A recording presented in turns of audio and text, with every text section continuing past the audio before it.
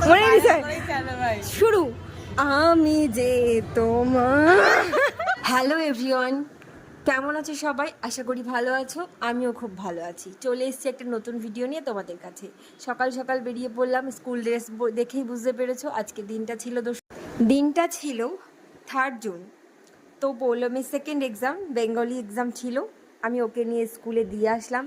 বৃষ্টি ভেজা, ওয়েদারটা খুব ভালো ছিল। বেশ অনেক দিন পরে এরকম মেঘলা আকাশ, মেঘলা দিন আমার খুব ভালোই লেগেছে।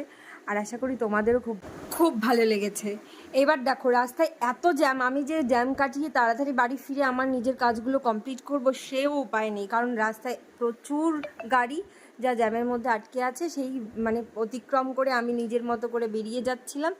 ভিডিও শুরুতে যে ক্লিপটা তোমরা দেখেছিলে মোনালিসার, আমার খুব কাছের একজন বান্ধবী, ও যে ওই কাণ্ডটা কেন করেছে এইটা দেখতে হলে ফুল